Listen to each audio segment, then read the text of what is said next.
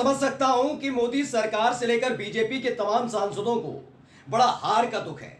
और हार से ज्यादा दुख जानते हैं किस बात का है?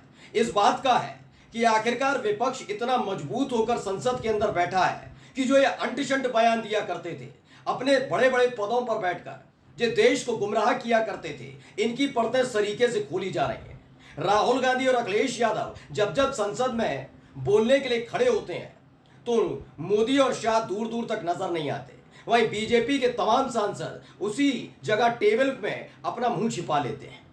यही बौखलाहट भारी पड़ गई अनुराग ठाकुर पर। जी हां, मोदी जी के लाडले और इस बार कैबिनेट मंत्री नहीं बन पाए। इस बात की कसक ऐसी थी कि मोदी जी की नजर में उठने के लिए ज्यादा जुबान खोल दी। फिर क्या था, वहीं उसी जगह संसद के अंदर जबरदस्त इन्हें फटकार लगी है। नमस्कार, मैं हूं प्रज्वल गौतम और आप देख रहे हैं टाइम्स एक्सप्रेस। वैसे तो ये तस्वीरें, ये वीडियो आपने तमाम जगह देख ली होंगी कि अनुराग ठाकुर ने क्या बयान दिया था, उसके बाद राहुल गांधी का क्या रिएक्शन रहा और क्या अखिलेश यादव ने किया। लेकिन उसके बाद की कहानी शायद आपको कोई पता नहीं रहा। अब हम आपको दिखाने जा रहे हैं एक एक तस्वीर की। उसके बाद अनुराग ठाकुर कैसे बेचारे गुमसुम गुड्डे की तरह हो गए थे, बोल नहीं पा रहे थे। बिना देर किए दोस्तों, मैं सबसे पहले अनुराग ठाकुर का वो बयान सुनाने जा रहा हूं जिसमें उन्होंने राहुल गांधी के लिए जो तंज कसा था, उसके बाद वो बेचारे बिलबिलाए हुए घूम रहे थे। पहले अनुराग ठाकुर का वो बयान सुनिए। ओबीसी की बात, जनगणना की बात बहुत की जाती है। माननीय सभापति जी, जिसकी जात का पता नहीं वो गणना की बात करता है। तो भैया, ये अनुराग ठाकुर के, मैं आप बोलता हूं डंके की चोट पर बोलता हूं, ये उनके अपने संस्कार होंगे, उनकी पार्टी के संस्कार होंगे। वो इसी तरीके से बोलते हैं। कहने लगे कि जातिगत जनगणना की बात करने वाले अपनी जात नहीं बताते, इन्हें अपनी खुद की जात नहीं पता। अब आप सोचिए, अगर यही बात मोदी जी से कह देते तो ज्यादा बेहतर होता। आज तक मोदी जी बता नहीं पाए वो ओबीसी हैं या जनरल कैटेगरी में आते हैं। कभी तेली बताने लग जाते हैं तो कहीं चाय बेचने वाला बताते हैं। जिस आदमी को खुद का इतिहास नहीं पता और उसके पीछे ये सारे के सारे सांसद बैले की तरह घूमते हुए नजर आते हैं। लेकिन उनके आदमी की नजर में बढ़ेंगे तभी कैबिनेट का हिस्सा बनेंगे। और इसी छटपटाहट ने अनुराग ठाकुर से ये बयान दिलवा दिया। इसके बाद एक और वीडियो आपको दिखाने जा रहा हूं जिसमें अनुराग ठाकुर के इस बयान के बाद फौरन ही राहुल गांधी खड़े हुए और राहुल गांधी ने वहीं उसी जगह खड़े होकर बड़ी शिद्दत के साथ अनुराग ठाकुर की बोलती बंद कर दी। पहले सुनिए।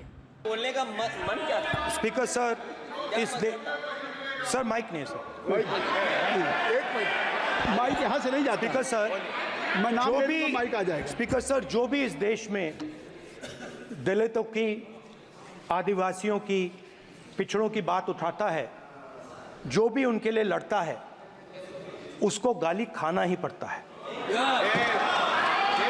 और मैं ये सब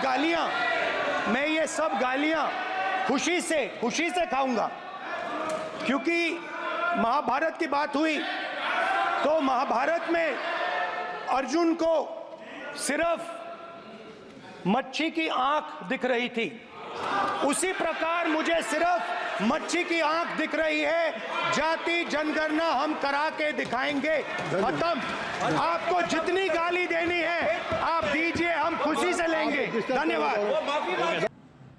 तो कितनी शालीनता के साथ, इतनी हिम्मत मोदी जी में नहीं है, शाह बाबू में नहीं है। देखा है अमित शाह को बात करते हुए संसद के अंदर कि बूढ़े बुजुर्गों बैठ जाओ, अनुभवी हो, थोड़ी शर्म करो, इस तरह की शब्द है। लेकिन राहुल गांधी ने इस शब्द इस्तेमाल नहीं किया, बड़ी शालीनता के साथ छील कर रख दिया। कह दिया कि आप मुझे गाली देना चाहते हैं, गाली देते रहिए। जब जब किसी ने पिछड़ों के लिए, आदिवासियों के लिए, दलितों के लिए, इन लोगों के लिए आवाज उठी, उसे गाली तो मिली है, तो आप भी गाली दीजिए, मुझे कोई फर्क नहीं पड़ता।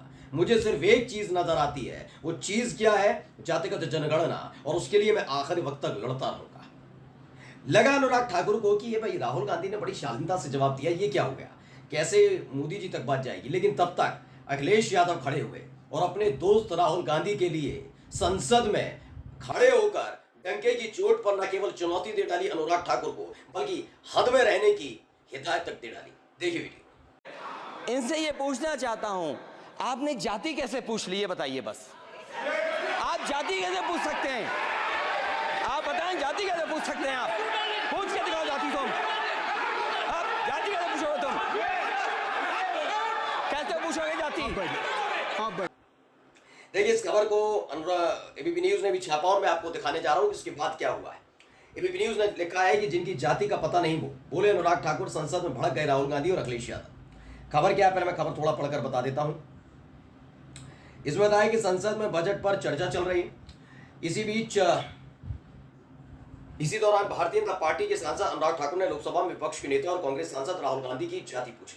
अनुराग ठाकुर ने कहा कि जिनकी जाति का पता नहीं वो जातिगत जनगणना की बात करते हैं। अनुराग ठाकुर के इस बयान से विपक्षी सांसद बेहद नाराज होकर हंगामा करने लगे। हालांकि अनुराग ठाकुर ने अपने बचाव में कहा कि उन्होंने किसी का नाम नहीं लिया। मैंने कहा ना, ये हरावल दस्ते के वो तमाम सदस्य हैं जिनकी हिम्मत नहीं हो पाती।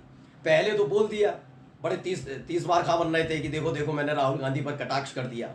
दरअसल इनकी मानसिकता क्या है, पहले वो समझा देता हूँ। आप कहेंगे जाति वाली बात पे इतना भड़क क्यों गए? दरअसल आप देखिएगा, बीजेपी का एक एजेंडा चलता है। एक तो अमित माली पे बैठा ही है गंदगी फैलाने के लिए, IT सेल का हेड। वो रोज सवेरे सवेरे गांधी परिवार के लिए गंदगी उगलने का काम करता है। उसने एक पूरी थ्योरी क्रिएट की इन बीजेपी वालों ने गांधी परिवार को बदनाम करने के लिए। सोचिए, महिलाओं का सम्मान करेंगे, कितने गंदे और गलीज लोग हैं कि सोनिया गांधी को बार टेंडर, ये है वो है, तमाम झूठी खबरें फैलाई गई। कभी मोदी के बारे में नहीं कहा गया, वो कितना झूठ बोलते हैं। लेकिन हाँ, ये बताया गया भारत न्याय यात्रा, भारत जोड़ो यात्रा, दोनों यात्राएं निकाली गई राहुल गांधी की तरफ से। आपको याद होगा, भारत जोड़ो यात्रा में तमाम अभिनेत्रियां, तमाम महिला कार्यकर्ता आ रही थी और राहुल गांधी से मुलाकात कर रही थी। तो वही गलीच आदमी, बिल्कुल बोल रहा हूं, उसी आदमी ने ट्विटर हैंडल से लेकर सोशल मीडिया पर जो दिहाड़ी मजदूर बिठा रखे हैं उनके जरिए गंदगी फैलाई। बताया महिलाओं के लिए, राहुल गांधी के लिए कहते तो कहते, जो महिलाएं मुलाकात करने आ रही थी उनके चरित्र पर उंगली उठानी शुरू कर दी। बताया गया जवाहरलाल नेहरू ऐसे कर, मतलब इन पर है नहीं कुछ बताने के लिए, कोई तथ्य नहीं है, कोई चीज नहीं है, बस ये यही काम करते रहे। ये गांधी परिवार के लिए हमेशा गंदगी उगलते रहे। पूछते रहे कि फिरोज खान कि अगर शादी की इंदिरा गांधी से तो ये हिंदू कैसे हो गए। ये काम सारा मोदी, शाह और इन सबके नेतृत्व में होता रहा है गांधी परिवार। लेकिन हालत क्या हो गई? अब यही गंदगी फैलाते फैलाते क्या हो गया? यही काम एक ऐसे व्यक्ति ने किया जो पुलिस वालों के सामने खड़े होकर, सोचिए, एक वक्त में मंत्री रहते हुए वहां गाली गलौज कर रहे थे कि देश के गद्दारों को गोली मारो। मैं आगे नहीं बोलूंगा अपनी वीडियो में। ये वही आदमी है अनुराग ठाकुर। ये नैतिकता की बात करेंगे और संस्कारों की बात करेंगे। इस आदमी से क्या उम्मीद की जाएगी? तो इनको लगा नंबर बढ़ा लिए जाएंगे ऐसे। तो जाति के नाम पर इन्होंने गांधी परिवार पर उंगली और निशाना साधने की बात की, लेकिन तब तक इनकी घिग्गी बंद गई। अब क्या कह रहे हैं, मैंने किसी का नाम नहीं लिया। नाम लेते तो बाबू तुम्हारी हालत खराब कर देते। मैं बता रहा हूं, ये 18वीं लोकसभा है। सही कहती है इनकी पार्टी की सांसद कंगना रनौत ने, बहुत अच्छी बात कही थी। ये सबसे ऐतिहासिक है 18वीं लोकसभा। उन्होंने मोदी जी के लिए गाना गाते गाते ये बताया सबसे ऐतिहासिक है, बहुत कुछ ठीक है, बहुत पहले से बेहतर है। बिल्कुल विपक्ष मजबूत है, हालत खराब करके रख दी। आगे क्या है, इसी में लेकर राहुल गांधी ने इसके जवाब में कहा कि जो भी इस देश में दलितों, पिछड़ों और आदिवासियों की बात करता है उसे गाली खानी पड़ती। मैंने सुनवाया आपको। उन्होंने आगे कहा कि मैं ये गालियां खुशी से खाऊंगा। महाभारत की बात हुई तो महाभारत में अर्जुन को मछली की आंख दिख रही थी, मुझे भी मछली की आंख दिख रही है। जातिगत जनगणना हम करा कर रहेंगे। अनुराग ठाकुर ने मुझे गाली दी है, मेरी बेइज्जती की है, लेकिन मैं उनसे माफी की मांग नहीं करता हूं। मैं लड़ाई लड़ रहा हूं और मुझे उनसे कोई माफी की जरूरत नहीं है। यही नहीं, जब अखिलेश यादव उठे, वैसे तो आपको मैंने सुनवाया, लेकिन देखिए क्या भाई अखिलेश यादव ने कहा कि पूर्व मंत्री हैं अनुराग ठाकुर, बड़े दल के नेता हैं, शकुनी दुर्योधन तक ये ले आए, लेकिन आप जाति कैसे पूछ सकते हैं? जाति नहीं पूछ सकते हैं। आपको यकीन ना हो तो जाकर एक बार वीडियो आप देख लीजिएगा। अनुराग ठाकुर की बोलती ऐसे बंद हो गई थी, वो बोल नहीं पा रहे, चुपचाप बैठ गए। सेहर का कि ये क्या काट दिया मैंने तो और हालत खराब करवा दी। मैंने तो सोचा था ऐसा बयान दूंगा तो ये सारे विपक्षी शांत बैठ जाएंगे, राहुल गांधी की हवा खराब हो जाएगी, अखिलेश यादव बोल नहीं पाएंगे। लेकिन ये तो अब और उल्टा हो गया। अब तो मोदी शाह आएंगे तो और जबरदस्त तरीके से विपक्ष हमलावर नजर आएगा। यानी जो पहली से मुसीबत इनके सर पर चढ़ी हुई है ना, मुसीबत ही कहूंगा, क्योंकि 10 साल तक जब आप अपने विपक्ष की आवाज को कुचलने का काम किया, ये तमाम चीजें की, वो बात अलग है कि अब इस दौर में दूसरों की पार्टियों को तोड़कर, विधायकों को तोड़कर, ईडी, सीबीआई, इनकम टैक्स का डर दिखाकर इस देश के गृह मंत्री बड़ी बड़ी डींगे आंका करते थे और अपने आप को चाणक्य बताया करते थे। हालत ये हो गई कि विपक्ष मजबूत है तो कहते हैं कि ओम बिरला साहब हमें संरक्षण दीजिए। इस देश के प्रधानमंत्री जो अपने आप को मोदी की गारंटी, मोदी ये मोदी वो करते थे, संसद के गलियारे में खड़े होकर कहते हैं कि विपक्ष प्रधानमंत्री का गला दबाने की कोशिश कर रहा है। अभी तो बहुत कुछ बाकी है, पिक्चर अभी बाकी है। नमस्कार।